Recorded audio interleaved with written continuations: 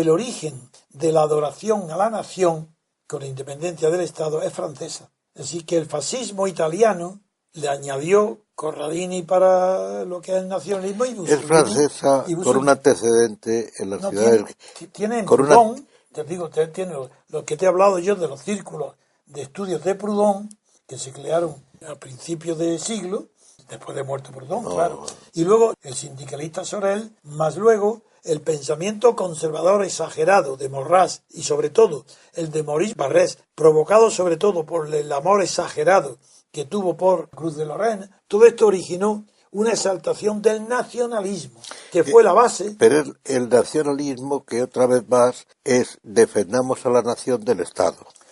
Pero es que esto, al pasar a Italia, Mussolini y la Lupa y todo esto que estoy hablando, lo transformaron en la subordinación de la nación al Estado. Y todas las palabras que yo estoy todos los días recogiendo, defendiendo aquí como un origen del fascismo, es el estatalismo, porque la nación fue ni siquiera un pretexto, es que se olvidó enseguida el nacionalismo. Y en España hay que comprender la rabia que tienen los actuales falangistas, porque se les ha condenado a ellos injustamente como si fueran del movimiento nacional que apoyó la dictadura de Franco. Y se comprende porque ellos eran falangistas de tipo mussoliniano, de tipo italiano, que era más totalitario que el movimiento español, que fue un movimiento oportunista utilizado por la alianza verdadera y profunda entre el ejército y la iglesia, que es la base de la guerra civil y del franquismo. Eso es lo que quería yo destacar ahora de Francia, que el origen de la exaltación del valor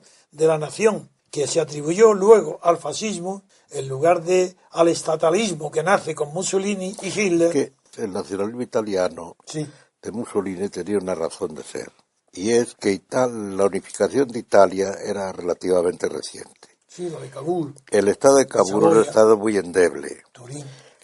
Italia se había incorporado además territorios que eran del Imperio Austriaco, el Véneto, por ejemplo. Parte de Trieste, claro. Claro, todo eso.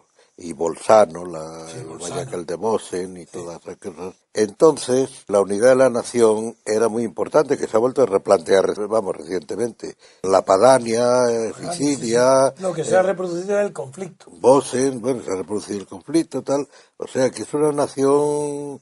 muy verde. Que culturalmente hay una nación italiana, si es lo que pasaba en Alemania, lo que decía Hegel. Eso fue una creación de Mancini. Ya, bueno, pero sobre el hecho de la nación cultural. Pero es que Mancini tiene la originalidad que unió nacionalidad a libertad. Bueno, claro, porque para ellos era la libertad.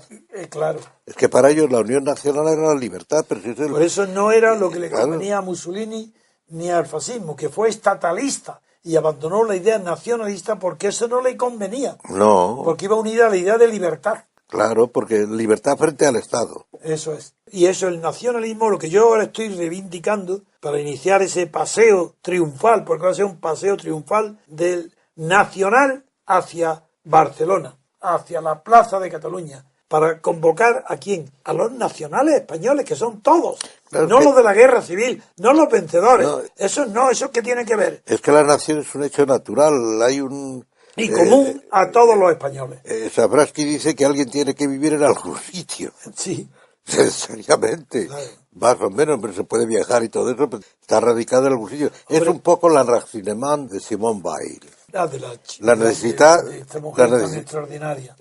de estar enraizado. Y se enraiza la nación. No solamente eso, Marsilio de Padua es el primero que, recogiendo antecedentes aristotélicos, es el que funda el concepto, mucho antes de la representación ni de la funda el concepto de que una comunidad tiene que, para poder abastecerse, reconoce los tres principios fundadores de las naciones indoeuropeas, que es los sacerdotes, los militares y los productores, que es la división tripartita de la civilización indoeuropea. Eso lo recoge casi literalmente Marsilio de Padua. Los guerreros, ¿cómo es? La división tripartita de las funciones sociales. Velatores, oradores y elaboradores.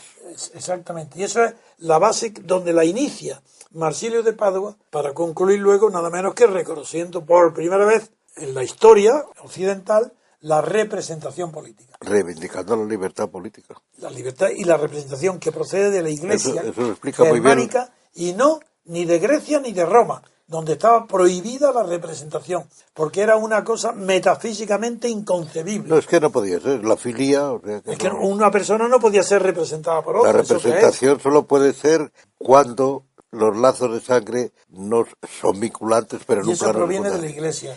Si Y está en el Marsil, Evangelio, dejarás a tu claro, padre, a tu madre, a y tu mujer, Marsilio de tal. Padua lo recoge por primera Claro. vez en la historia del pensamiento político e introduce lo que luego va a negar Rousseau, la posibilidad de representación. Bien, Se inventa la delegación, que eso es lo que te iba a decir antes. Es que la idea de nación como nacionalismo está detrás Rousseau, la polis griega. El Estado desde no luego, se entiende sin la polis, que es cosa poco conocida. Sin embargo, hay libros por ahí, sobre todo de un autor muy poco conocido, alemán, que es Paul Joachim. No sé si le conocen. no me Que acuerdo yo ahora sepa mismo. no está nada traducido. Paul Joachim, que este sostiene que el Estado, sin la imagen de la polis griega que se había puesto en circulación en el Renacimiento, Pero como Estado-ciudad, claro. como Estado-ciudad, pero como una comunidad integrada, Comunidad integrada, sí, y como Aristóteles. Eso viene de Aristóteles, muy integrada. Si es Grecia y todas las ciudades antiguas, es la pilía, en la filía. el lazo de sangre.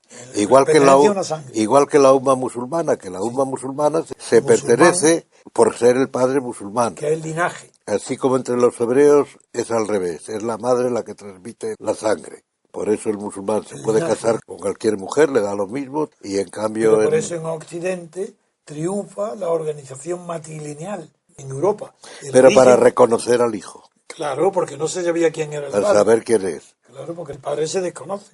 Y eso lo confundió Engels y Marx, no por culpa de ellos, que ellos no fueron investigadores, sino por culpa de Bachofen, Bajo el antropólogo que el- creyó, al observar la organización matrilineal en los pueblos prehistóricos, que ha habido una época del poder de la madre, sí, lo de las Amazonas. de las Amazonas. Y lo tomó en serio Engels y Marx. Y creyeron que las mujeres tuvieron un poder que luego lo perdieron.